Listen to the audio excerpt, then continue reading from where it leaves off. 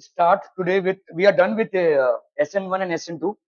So today we will start with E1 and E2. Elimination reaction basically, ठीक है। Elimination reaction का भी concept जैसे आपका dependency in polar protic and aprotic solvents, nucleophile का attack, ये सब भी इसमें भी है। एलिमिनेशन मतलब क्या होता है कि आपका H भी जा रहा है, जिसकी वजह से जनरली आपका एल्कीन्स फॉर्म होता है। वी विल सी दैट, ठीक है। एलिमिनेशन मतलब सब्स्टिट्यूशन नहीं है। एलिमिनेशन मतलब कंप्लीट, देखो एक चीज गया उसकी जगह पे दूसरा चीज आया, इसको अपन बोलते हैं सब्स्टिट्यूशन। जैसे आप फुटबॉल खेल रहे हैं तो फुटबॉल में सब्स्टिट्यूशन होता है, एक प्लेयर अगर गया तो उसकी जगह पे दूसरा प्लेयर आ गया, that is called substitution. Elimination मतलब जैसे अगर कोई, समझ लीजिए क्रिकेट खेल रहे हैं और कोई इंजर्ड हो गया तो उसका कोई सब्स्टिट्यूशन नहीं होगा, दैट पर्सन इज एलिमिनेटेड, ठीक है। That person will not be allowed to be play, ठीक है।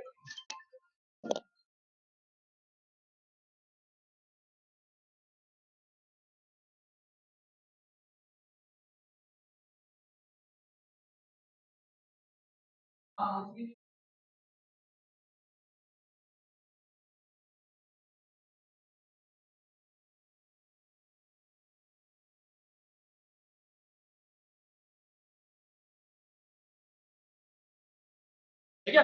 So this is basically E1 and E2। Are we clear on this one बच्चा वाली, ठीक है। ओके, तो एलिमिनेशन मतलब भाई साहब चला गया, प्लेयर चला गया। जैसे क्रिकेट में अगर कोई इंजर्ड हो जाता है, that person can not be substituted, ठीक है, वो भाई साहब खत्म। फील्डर को हम सब्स्टिट्यूट कर सकते हैं but not as a player. Okay, तो haloalkanes and haloarenes, हम क्या क्या पढ़ चुके हैं भाई साहब? What have we studied? We have studied SN1 mechanism, retention configuration, inversion configuration and racemisation. These things are clear. Okay.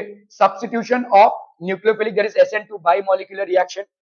Mechanism क्या है SN2 reaction का? Rate of reaction is SN2, ठीक है, and factors affecting SN2 reaction, ठीक है. Okay, so these are already covered. Now what we are going to study is elimination reaction. What is alpha elimination? What is beta elimination? Beta elimination, E1, mechanism of E1, rate of reaction, factors affecting dehydration and stereochemistry of E1, ठीक है. Okay, तो आपके elimination reaction भी जैसे आपके SN1 यूनिमोलर और बाईमोलर होते हैं, वैसे ही elimination reactions are also unimolecular and bimolecular, ठीक है। तो यूनिमोलिकुलर एलिमिनेशन को अपन क्या बोलेंगे? E1, and bimolecular elimination reaction को अपन क्या बोलेंगे? E2, ठीक है। E1 एंड E2, ओके। तो smaller atoms groups are eliminated can happen through both alkyl halides and alcohol, ठीक है। तो जैसे अगर आप देखोगे एलिमिनेशन क्या होते हैं, स्मॉलर एटम्स का और ग्रुप्स आर एलिमिनेटेड, ठीक है।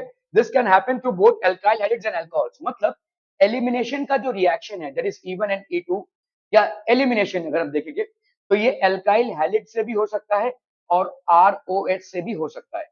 फिलहाल तो हम हेलो एल्कीन्स या अल्काइल हैलिड्स पढ़ रहे हैं, तो हम इस कॉन्सेप्ट को देखेंगे, ठीक है। बाकी ये एलिमिनेशन ROH से भी हो सकता है, अल्कोहल से भी हो सकता है, ठीक है। Smaller atoms or groups are eliminated and that can happen through both alkyl halides and alcohols. दोनों में ही एलिमिनेशन रिएक्शन हो सकता है, ठीक है। होता क्या है भाई साहब? सैचुरेटेड कंपाउंड है, ठीक है। अल्काइल हैलिड एक सैचुरेटेड कंपाउंड है। What do you mean by saturated compound? Single bond, एकदम बचपन वाला भाई साहब बता रहे हैं, ठीक है। सैचुरेटेड कंपाउंड मतलब आपके सारे हाइब्रिडाइजेशन क्या होंगे? sp3, ठीक है। सारे कार्बन आपके क्या होंगे? sp3 हाइब्रिडाइज्ड होंगे, ठीक है। थोड़ा भाई हाई फाई करो ना भाई, ठीक है। पता नहीं कब सीखा है ये सिंगल बॉन्ड sp3 हाइब्रिडाइज्ड, ठीक है। So all carbons are sp3 hybridised, that is called saturated. ये सैचुरेटेड से क्या बनेगा भाई साहब? अनसैचुरेटेड। मतलब sp3 से बनेगा आपका sp2, ठीक है। sp3 hybridised carbon will turn into sp2, मतलब सिंगल बॉन्ड से डबल बॉन्ड, दोनों में हम देखेंगे, ठीक है।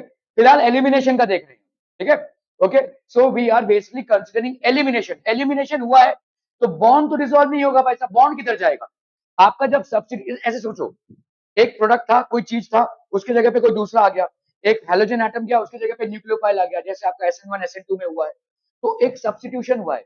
लेकिन अगर आप प्रोडक्ट को ही निकाल दोगे तो कार्बन अपनी वैलेंसी कहां से पूरा करेगा? ऑब्वियसली वो कार्बन एटम अपने आप में वैलेंसी पूरा करेगा, जिसके वजह से from an saturated compound we are getting an unsaturated compound. Are we understanding the basic concept here? ठीक है, ओके। तो reverse process of addition, addition का भाई साहब रिवर्स प्रोसेस है, क्या? सब्स्टिट्यूशन। ठीक है, एडिशन मतलब देखो एडिशन कहां पे होता है, वेयर विल एडिशन हैपन? अगर आपका भाई साहब सी सी डबल बॉन्ड है, यहां पे एडिशन का स्कोप है, ये वाला डबल बॉन्ड डिसॉल्व होकर दो चीजें ऐड हो गई भाई साहब।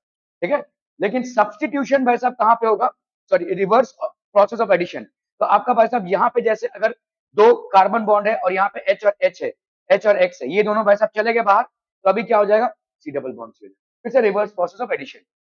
Okay, two sigma bonds break, बहुत इंपॉर्टेंट कॉन्सेप्ट है, इसको समझिएगा ठीक से। दो sigma bond break to give one sigma and one pi. क्यों? क्योंकि भाई साहब आपका यहाँ पे ये क्या है, सिग्मा बॉन्ड है, कार्बन के साथ कार्बन जब बॉन्डिंग है एक सिंगल बॉन्ड से, तो ऑब्वियसली सिग्मा बॉन्ड है, तो this is basically a sigma bond. And when you form a carbon carbon double bond, obviously होगा क्योंकि यहां से H उड़ गया, लेट्स से यहां से X उड़ गया है। ठीक है, एलिमिनेशन हुआ है एक H ग्रुप का और X ग्रुप का, सो what will happen, carbon carbon will definitely form a double bond between them. so now one of them is pi bond and the other one is sigma। क्या ये समझ में आ रहा है? ओके, सिग्मा बॉन्ड और pi bond में ज्यादा स्टेबल कौन सा है, सिग्मा। क्यों? थोड़ा सा रिकॉल कीजिए, सिग्मा बॉन्ड होता है हेड ऑन, ठीक है, हेड ऑन ओवरलैपिंग, और पाई बॉन्ड आपका साइडवेज ओवरलैपिंग है। ठीक है, सो ऑब्वियसली बात है कि पहले सिग्मा बॉन्ड ही होगा, और अगर अपॉर्चुनिटी रही तो पाई बॉन्ड होगा। ठीक है, पाई बॉन्ड सिग्मा बॉन्ड को स्ट्रॉन्गर बनाता है, लेकिन पाई बॉन्ड खुद ब खुद सिग्मा बॉन्ड से भाई साहब वीकर है, क्योंकि ये लैटरल साइडवेज ओवरलैप है और sigma bond head on overlap. ठीक है, तो sigma bond definitely will be more stronger. ठीक है, सिग्मा बॉन्ड भाई साहब more stronger than pi bond होगा। अगर मोर स्ट्रॉन्गर होगा तो स्टेबिलिटी किसकी ज्यादा हाई होगी, इसकी ज्यादा हाई होगी।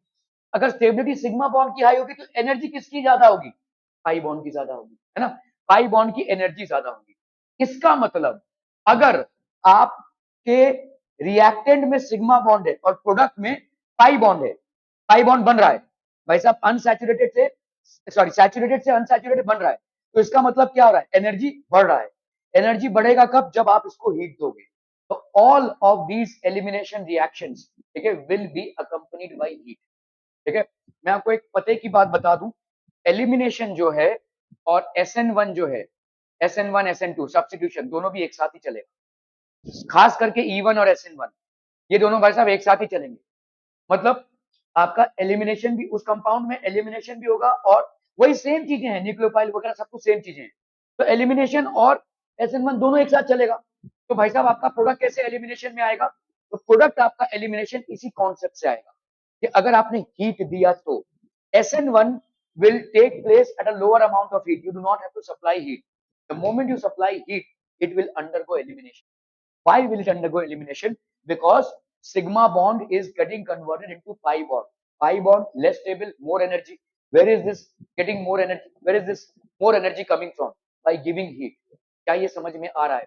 तो अगर एक एल्काइल हैलिड है और आप उसका न्यूक्लियोफाइल से अटैक करा रहे हो, तो इलेक्ट्रोफिलिक सब मतलब आपका एलिमिनेशन भी हो सकता है और SN भी हो सकता है, SN1 भी हो सकता है, E1 भी हो सकता है।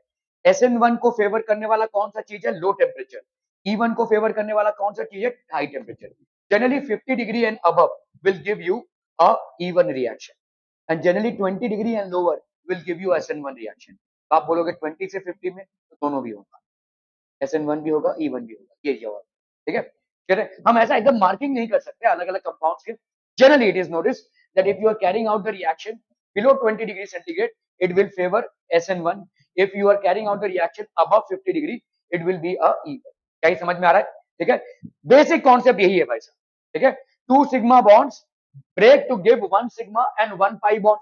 ठीक है, तो स्टेबिलिटी होना, अभी देखो SN1 में कोई बॉन्ड नहीं टूट रहा है, कोई नया बॉन्ड नहीं बन रहा है, वही सिग्मा इस तरफ भी है, RHS में भी सिग्मा ही है, आपके लेफ्ट हैंड साइड में भी रिएक्टेंट्स में सिग्मा बॉन्ड ही है और RHS में भी सिग्मा बॉन्ड है।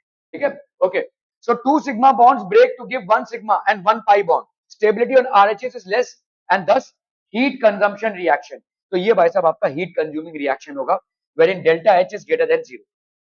Making sense? ठीक है, मतलब आपका heat of the products is greater than the heat of the reactants, so obviously heat of products minus heat of reactants is your enthalpy for the reaction, this will be greater than 0। Making sense बच्चा बाड़ी? ठीक है, For a even, we can definitely say that it is greater than 0. Thus, these reactions are spontaneous or feasible at high temperatures. ठीक है, ली चार्टियर का principal समझते हैं? ली चार्टियर का प्रिंसिपल ये बोलता है कि समझ लो, उतना डीप में नहीं जाना है, जैसे समझ लो a प्लस बी आपका दे रहा है c प्लस डी, ठीक है, और ये रिवर्सिबल है, लेट्स से ये रिवर्सिबल है वैसे, ठीक है।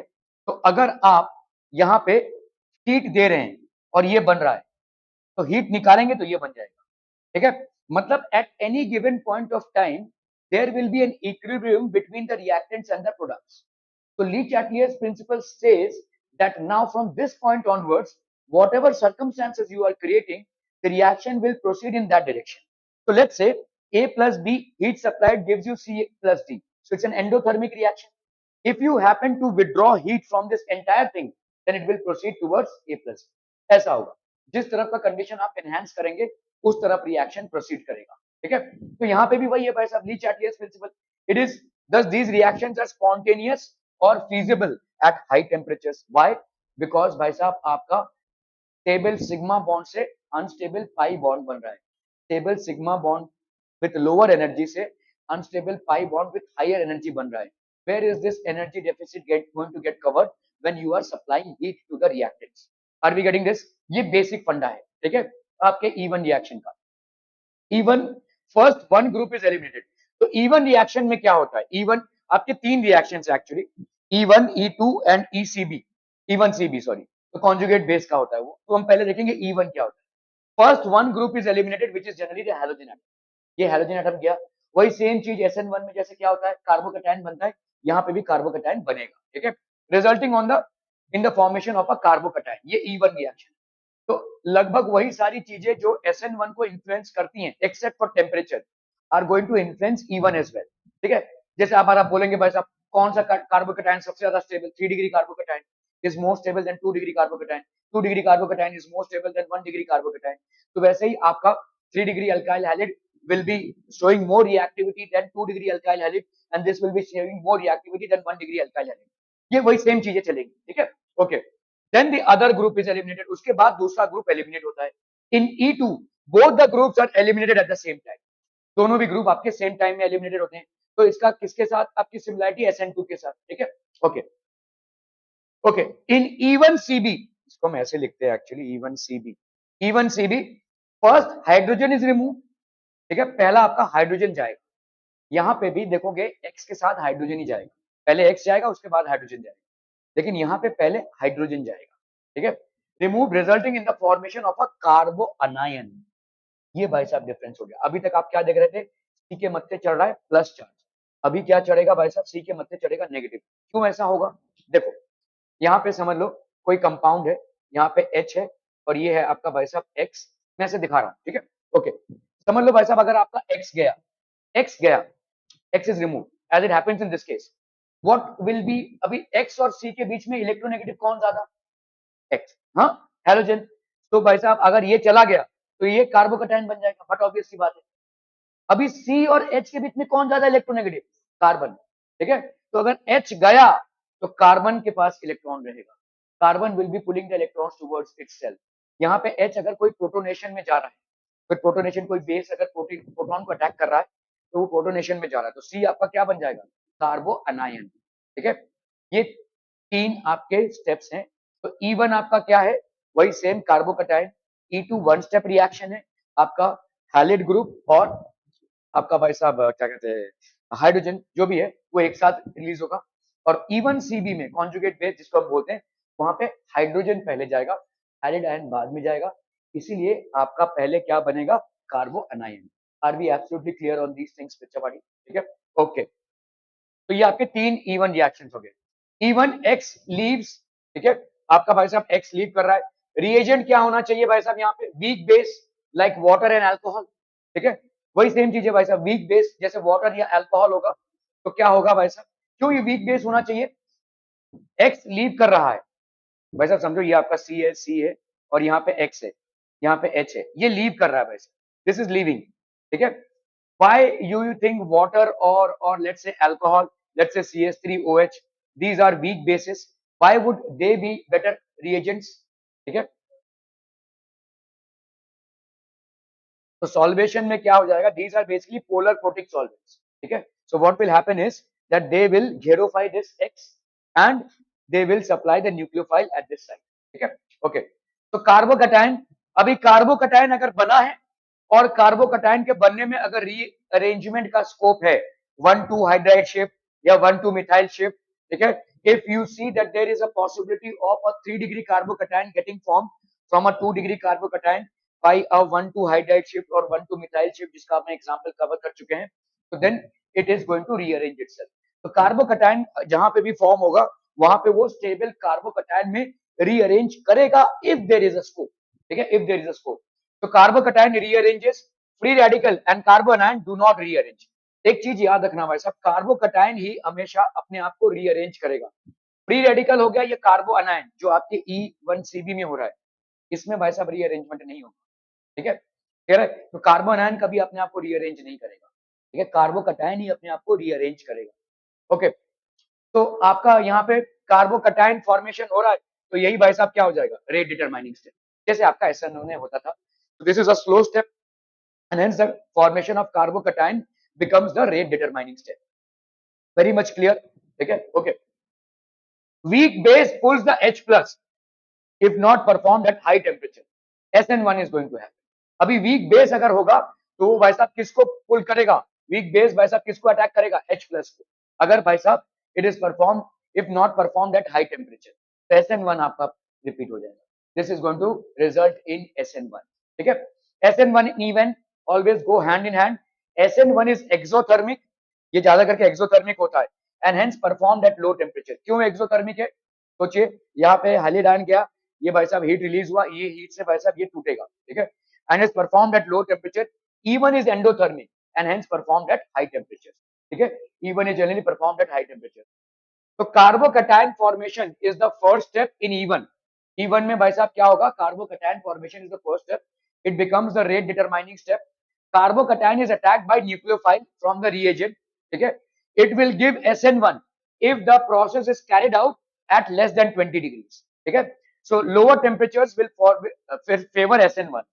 Reagent pulls H plus from the carbocation will give E1.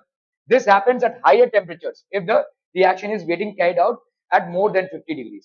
तो 20 से 30 के बीच में भाई साहब दोनों भी आ जाएंगे, SN1 का प्रोडक्ट भी बनेगा और E1 का. क्या ये समझ में आ रहा है भाई साहब, ठीक है.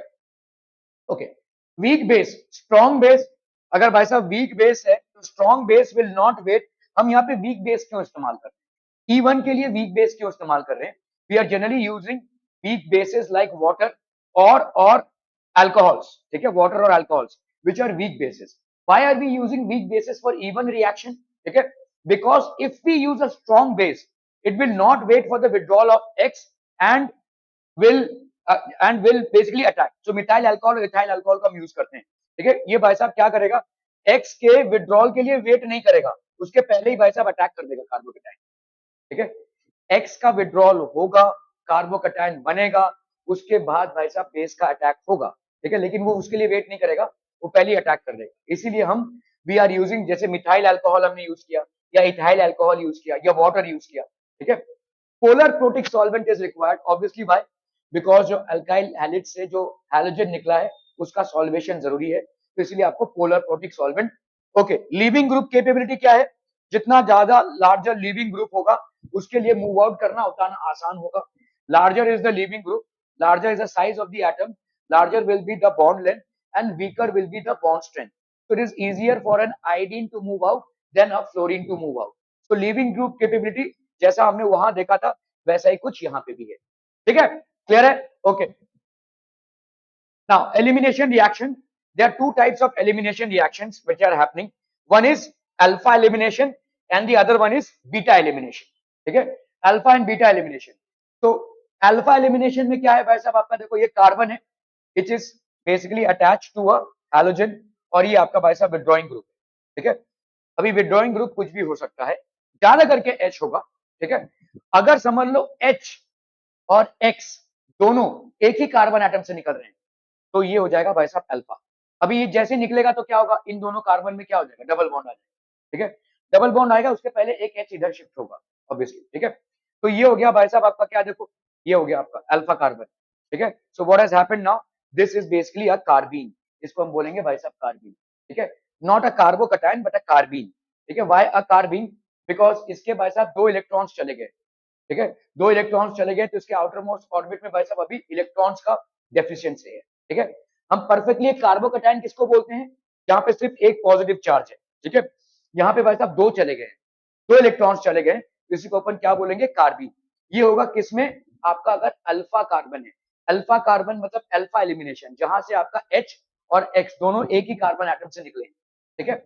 अब ये जरूरी नहीं कि ये H हो, ठीक है, we will see in the alpha elimination reaction both the leaving groups are on the same carbon, तो दोनों भी आपके जो लिविंग ग्रुप्स है they are on the same carbon, ठीक है।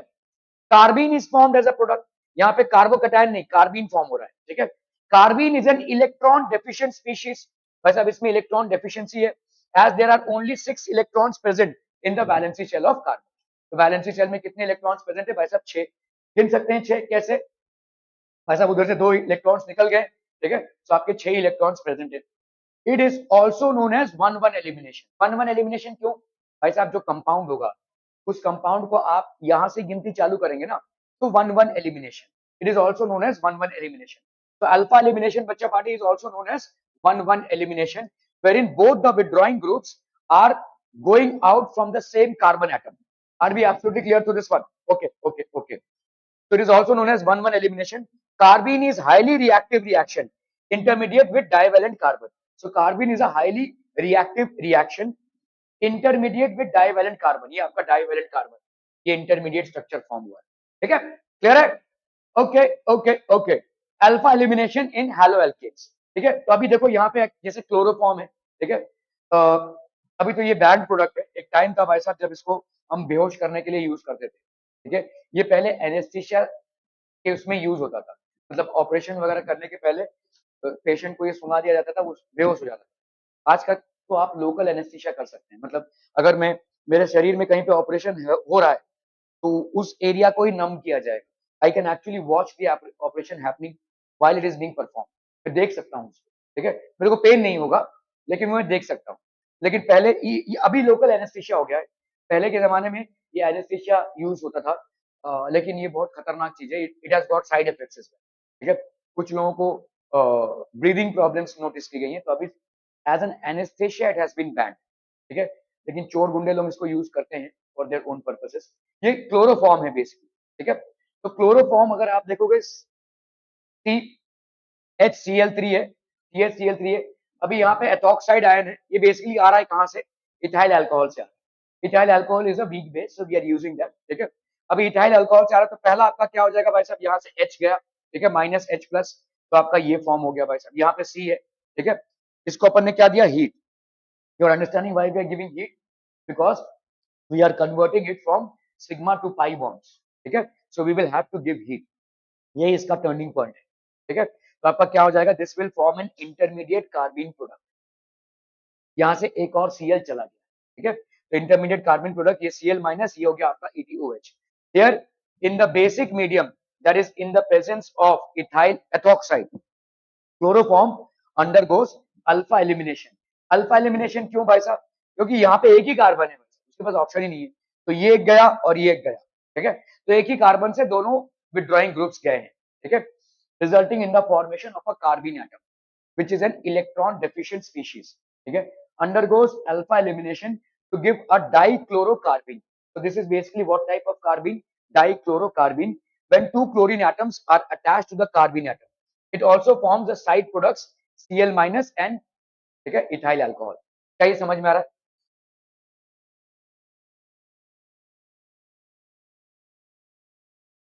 ये भी हाईली रिएक्टिव होगा,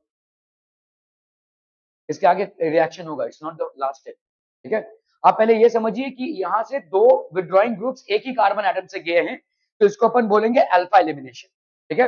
when both the withdrawing groups have gone from the same carbon atom, it is known as alpha elimination, ठीक है। क्या ये समझ में आ रहा है? तो ये डाईवैलेंट कार्बन बनेगा, तो कार्बीन यहाँ पे डाईवैलेंट कार्बीन ही बनेगा क्योंकि 2 withdrawing groups same carbon atom से गए हैं, so it will be forming a divalent carbene. Are we absolutely clear?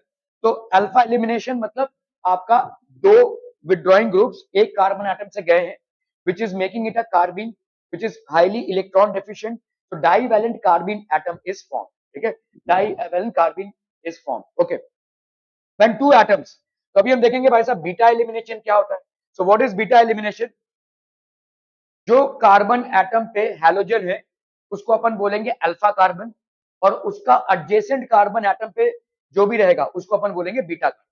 So this is basically alpha carbon, the one which has the halogen atom, and the carbon atom adjacent to it is known as the beta carbon. तो अगर आपका halogen जा रहा है alpha से, और आपका जो विड्रॉइल ग्रुप है जैसे H है वो अगर जा रहा है बीटा से, तो इसको अपन बोलेंगे बीटा एलिमिनेशन, ठीक है। क्योंकि देखो हम यहाँ पे अल्फा बीटा एलिमिनेशन क्यों नहीं बोल रहे हैं? बट अल्फा तो होगा ही ना भाई साहब, हैलिड आयन का तो जाना ही है, तो हैलिड आयन जो जाएगा वो हमेशा अल्फा कार्बन से ही जाएगा। So there is no point in mentioning it as alpha beta elimination. Alpha elimination is specifically mentioned if the other withdrawing group is also going from the same carbon atom. However, we will here mention it as beta. Why? Because beta elimination, when two atoms or substituents are removed from the adjacent atoms, ये दो अगर adjacent atom से remove हो रहे हैं तो alpha beta position form a new multiple bond, it is known as beta elimination. इसको अपन क्या बोलेंगे? Beta elimination. It is also known as 1,2 elimination. इसको अपन क्या बोलेंगे? 1,2 elimination. The product is an alkene, ये एल्कीन बनेगा भाई साहब, ठीक है। वहां पे प्रोडक्ट क्या था? Divalent carbene. यहाँ पे प्रोडक्ट क्या बना है भाई साहब? आपका एल्कीन, सीधा सीधा एल्कीन बन जाए, ठीक है, ओके। तो बीटा एलिमिनेशन, अब देखो यहाँ पे ये हो गया आपका alkyl halide, this is basically your alkyl halide, this is the halogen, this is halogen which is always attached to the alpha carbon, ठीक है, and this is attached H which is attached to the beta carbon, ये आपका beta carbon है, ठीक है। यहाँ पे क्या होगा? here the elimination of the hydrogen atom and the halogen takes place from beta carbon। Beta carbon किसके लिए? हाइड्रोजन के लिए। और अल्फा कार्बन किसके लिए भाई साहब? हैलोजन के लिए respectively। are we absolutely clear to this one? ठीक है। it occurs when the reagent is heated with an alcoholic solution, is heated with an alcoholic solution, ठीक है। जैसे आपका यहाँ पे ऑफ KOH, क्या ये समझ में आ रहा है? हीट प्रोवाइड करेंगे तो ही जाकर आपका क्या होगा भाई साहब? सिग्मा बॉन्ड पाई बॉन्ड में कन्वर्ट होगा, ठीक है। और हीट जितना देंगे इट विल फेवर इवन, ठीक है, ओके। तो एलिमिनेशन रिएक्शन, अभी दूसरा टाइप का एलिमिनेशन रिएक्शन क्या है? डीहाइड्रोहैलोजिनेशन, ठीक है। When haloalkanes, when haloalkanes with beta hydrogen atom are boiled with alcoholic solution of potassium hydroxide, तो alcoholic solution of, तो हम इसको ऐसे लिखते हैं KOH, alcoholic solution of potassium hydroxide, ठीक है, alcoholic solution of potassium hydroxide, they undergo elimination of hydrogen halide। तो आपका अल्फा और ये बीटा भाई साहब KOH से, तो आपका क्या बन गया? ये इथीन बन गया, प्लस यहाँ पे ये K किसके साथ कंबाइन करेगा? Br के साथ, तो ये बन गया KBr, और ये OH भाई साहब किसके साथ कंबाइन करेगा? H के साथ, तो ये बन गया आपका HQ। क्या ये समझ में आ रहा है? ठीक है, तो दोनों भी एलिमिनेट हो गए यहाँ से, दोनों को बर्खास्त कर दिया गया, that is H and Br, ठीक है। These reactions are called beta elimination because the hydrogen atom present at beta position of haloalkane at the carbon atom next to that which carries the halogen is removed, ठीक है। क्या ये समझ में आ रहा है? ठीक है, beta elimination understood, okay. Similarly जैसे यहाँ पे देखो, अगर आपका 1 क्लोरोब्यूटेन है, 1 2 3 4, so obviously it is butane, 1 chlorobutane, तो अल्फा और बीटा 1 क्लोरोब्यूटेन, यहाँ पे अल्कोहलिक पोटेशियम हाइड्रोक्साइड, इसको हीट देंगे तो ये क्या बनेगा भाई साहब? Butene plus KCl plus H2O, ठीक है। तो K किसके साथ करेगा भाई साहब? Cl के साथ। OH किसके साथ करेगा भाई साहब? H के साथ, तो ये हो गया KCl प्लस H2O, ये हो गया ब्यूटीन। क्या ये समझ में आ रहा है? ठीक है, ओके, आर बी क्लियर? ठीक है, okay. Similarly 1 chlorobutane on elimination gives but 1 ene and 2 chloro 2 methyl propane, तो आपका देखो 2 क्लोरो 2 मिथाइल प्रोपेन, तो हो गया 1 2 3, 2 क्लोरो 2 मिथाइल, समझ में आ रहा है? 2 क्लोरो 2 मिथाइल प्रोपेन, इसको भाई साहब अगर हम करेंगे भाई साहब KOH से ही, तो देखो आपका इधर से क्या गया? इधर से एक Cl गया, ठीक है, और भाई साहब यहाँ पे CH3, इसका एक H गया, इसका एक H गया। तुम्हारा अल्फा कार्बन कौन सा हुआ? ये which has the halide atom, और यहाँ से एक किसी भी एक से H जाएगा, तो ये हो गया तुम्हारा बीटा, ठीक है, which is तो यहाँ से अल्फा बीटा एलिमिनेशन से तुमको क्या मिल जाएगा? 2 methyl propene plus HCl plus H2, ठीक है। HCl कैसे भाई साहब? KCl होगा भाई साहब, HCl क्यों होगा? KCl, ठीक है, KCl प्लस H2। तो पोटेशियम हाइड्रोक्साइड का अल्कोहलिक सोल्यूशन के साथ अगर आप एल्काइल हैलिड को बॉयल करेंगे it will give you beta elimination reaction. Are we clear to this? क्या ये समझ में आ रहा बच्चा बाड़ी? Okay, okay, okay. So beta elimination reaction in haloalkanes, in monohaloalkanes, the halogen atom and the hydrogen atoms are present adjacent to each other. मोनोहैलोएल्केन्स मतलब कौन हो जाएंगे? जिनमें एक ही हैलिड है, ठीक है, मोनोहैलोएल्केन्स। तो ये आपका हैलोजन एटम है और ये हाइड्रोजन एटम है, they are present on the adjacent carbon atoms. The base abstract the proton from the beta carbon. अभी भाई साहब जो बेस है, ठीक है, वो क्या करेगा? ये प्रोटॉन को खींचेगा, ठीक है, और ये एक्स तो लीविंग ग्रुप है भाई साहब, ठीक है। द बेस को मैंने आपको बताया था, आपका भाई साहब न्यूक्लियोफाइल क्या करता है? कार्बोकैटायन को अटैक करता है, और बेस किसको अटैक करता है? प्रोटॉन को, ठीक है। सो आप थोड़ा सा रिकॉल कीजिए, nucleophile which basically attacks a carbocation, it is a major factor in both SN1 and SN2, but the base attacks the proton, ठीक है, यहाँ पे प्रोटॉन को अटैक करेगा। जैसे जैसे चीजें पढ़ते जाएंगे ना, तो आपके माइंड में कन्वर्जन चलता चाहिए। अगर बेस प्रोटॉन को अटैक कर रहा है, तो क्या एलिमिनेशन रिएक्शन स्टीयरिक हिंड्रेंस से इंपैक्ट होगा? नहीं होगा ना भाई साहब, क्योंकि एच तो नल्ला गुल्ला है, वो तो चारों तरफ है, उसको अटैक करना आराम से हम अटैक कर सकते हैं, ठीक है। लेकिन न्यूक्लियोफाइल कैसे एंटर करता था? इधर से एंटर करता था, और उसके लिए स्टीयरिक हिंड्रेंस एक मामला बन जाता था, ठीक है। So here the steric hindrance और steric overcrowding is not going to impact the base attack. क्या ये समझ में आ रहा है? ठीक है। So base will attack the proton and the negative charge on the carbon atom is eventually responsible for the elimination of halide ion as a leaving group. Thus, the final product alkene is formed and the side product BH and X minus are formed. X minus का हो जाएगा भाई साहब solvation, और ये B into H। जैसे अगर आप देखोगे बेस है आपका अगर H2O, अगर बेस आपका H2 है तो ये क्या बनाएगा? H3O बना देगा प्लस, ठीक है। अगर बेस आपका OH माइनस है तो ये क्या बना देगा? H2O बना देगा भाई साहब, उसमें एक H ऐड हो रहा है। समझ में आ रहा है ये? ठीक है। Are we clear on this one? Okay okay okay. तो आपका X हो गया क्या? X would be the leaving group and B would be the base. Are we absolutely clear to this? Okay, okay, okay. Dehydrohalogenation, 1,2 elimination of the elements of hydrogen halide is also called dehydrohalogenation. ठीक है, 1,2 elimination of the elements of hydrogen halide is also called dehydrohalogenation. Halogen leaves the molecule, तो halogen भाई साहब क्या करेगा? Molecule को leave करेगा as halide ion, ये आपके मॉलिक्यूल को लीव कर देगा as halide ion. Here the base KOH abstracts a proton, that is H plus, from the carbon adjacent to the carbon containing the halogen, that is chlorine. इसको हम डिहाइड्रोहैलोजिनेशन बोलेंगे, ठीक है। अभी हमने जो देखा, तो यहाँ पे भाई साहब आपका पोटेशियम हाइड्रोक्साइड है, और किसमें है भाई साहब? अल्कोहलिक सोल्यूशन में आप इसको बॉईल कर रहे हैं, ठीक है। तो 1,2 elimination of the elements of hydrogen halide is called dehydrohalogenation. तो ये डिहाइड्रोहैलोजिनेशन भाई साहब क्या है? यहाँ पे आपका हाइड्रोजन भी जाएगा और हैलोजन भी। H plus from the carbon atom, तो H plus from the carbon atom adjacent, तो ये वाले कार्बन एटम का एडजेसेंट कौन हो गया? ये यहाँ पे भाई साहब H प्लस अटैक होगा, H प्लस अटैक होगा तो उसके पास चला जाएगा। तो यहाँ पे देखो OH ने अटैक किया है, OH ने अटैक किया है, ये बेस ने अटैक किया है यहाँ पे, तो OH ने अटैक करके, OH ने भाई साहब H को अटैक करके क्या बना डाला? H2O. So this will move as H2O, ठीक है। Okay, now we have K। K भाई साहब क्या करेगा? KCl बनाएगा, ठीक है। ये आपके क्लोरीन को उठाएगा, यहाँ पे क्लोरीन को, तो ये KCl बन गया। तो ये दोनों भाई साहब आपके क्या हो गए?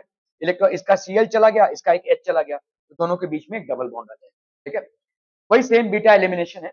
The final product form in dehydrohalogenation is an alkene, that is propene. The side products formed are KCl and H2O. KCl and H2O कैसे हुआ? समझ में आ रहा है भाई साहब, ठीक है। Is it clear? क्योंकि OH माइनस से आपका बेस आया। अब ये मिथाइल अल्कोहल हो सकता है, it can be basically MEOH और बेसिकली ETOH, ये कुछ भी हो सकता है। हमको मुद्दा इससे है, ठीक है। This OH minus will attack the proton and form the H2O, ठीक है। Base will attack the proton, ठीक है। ये अपनी चाल चलेगा भाई साहब, ये अपने भाई साहब इलेक्ट्रॉन लेकर चला जाएगा, it is a leaving group and it will get solvated as well. Solvated क्योंकि भाई साहब आपने पोलर प्रोटिक सॉल्वेंट लिया, तो वो सॉल्वेशन हो जाएगा, वो वापस नहीं आ पाएगा, मतलब reaction will not B reversible. ये भाई साहब रिवर्सिबिलिटी इसकी कैंसिल कर रहे हैं, ठीक है, क्योंकि ये जो गया है Cl, ये वापस नहीं आ सकता। अभी Cl गया, सॉल्वेशन हुआ, लेकिन यहाँ पे KOH है, K भाई साहब Cl के साथ अटैक कर देगा, और K अपना कंपाउंड, मतलब हमेशा के लिए आपका भाई साहब Cl का रिटर्न बंद, ठीक है। फिर okay, such reactions are called as dehydrohalogenation. तो आपके भाई साहब बेस ने क्या किया है? बेस ने आपके प्रोटॉन को अटैक किया है और इससे क्या हुआ भाई साहब, ये X भाई साहब लीव हुआ है, so this is basically forming an alkene और ये BSH, ठीक है, where B is the base and X is the leaving group. Removal of hydrogen halide reactions. The elimination reaction occurs by abstraction of proton from a carbon atom next to the carbon bearing the halogen atom called beta hydrogen, and a halide ion is also lost resulting in a new pi bond. तो आपका भाई साहब यहाँ पे सिर्फ sigma था, यहाँ पे हो गया भाई साहब पाई और सिग्मा, तो obviously the energy has increased, this has to be an endothermic reaction, ये आपका भाई साहब हो जाएगा endothermic. Clear, are we clear? Okay okay okay. If there are two or more possibilities mixtures of products may be form, जैसे यहाँ पे देखो आपका Br जा रहा है, ठीक है, ये आपका क्या है, यहां से Br गया, तो अभी ये जो आपका ये अल्फा कार्बन हो गया, लेकिन बीटा कार्बन तो ये भी हो सकता है और ये भी हो सकता है ना, तो यहां से दोनों भी जा सकते हैं, ठीक है। अगर यहां से ये गया, ये वाला हाइड्रोजन गया, तो इन दोनों के बीच में डबल बॉन्ड होगा, और भाई साहब ये वाला हाइड्रोजन गया तो इन दोनों के बीच में डबल बॉन्ड होगा, तो ये वाला डबल बॉन्ड अगर हुआ तो इसको अपन क्या बोलेंगे, पेंट वन इन। कैसे भाई साहब, 1 2 3 4 5, तो आपका भाई साहब डबल बॉन्ड कहां पे है, यहाँ पे, तो pent one in is the name. Clear, okay. अभी अगर भाई साहब उधर हुआ तो यहाँ पे CH3 CH2, तो आपका 1 2 3 4 5, तो आपका 2 पेंट 2 इन, ठीक है। तो अगर आप ध्यान से देखो, ये वाला जो है यहाँ पे तो सिस और ट्रांस नहीं होगा, लेकिन यहाँ पे सिस एंड ट्रांस दोनों भी हो सकते हैं, ठीक है। तो सिस एंड ट्रांस डिपेंड करता है कि आपके ग्रुप जो है वो ऑपोजिट में है या सेम साइड में है, ठीक है। So there is a possibility of both cis and trans happening which we will discuss in detail, ठीक है, okay. So many compounds can eliminate in more than one way to give a mixture of products. तो यहाँ पे भाई साहब ऐसा हो रहा है, एलिमिनेशन आपका जो हो रहा है यहाँ पे भी, हालांकि अल्फा बीटा एलिमिनेशन ही हो रहा है, but it is happening in a different way, ठीक है, ये आपके अलग तरीके से हो रहा है अल्फा बीटा एलिमिनेशन, ठीक है। So in case of a haloalkene can eliminate hydrogen halide in two different ways, then that alkene will be preferred in which carbon atoms joined by the double bond are maximum alkylated.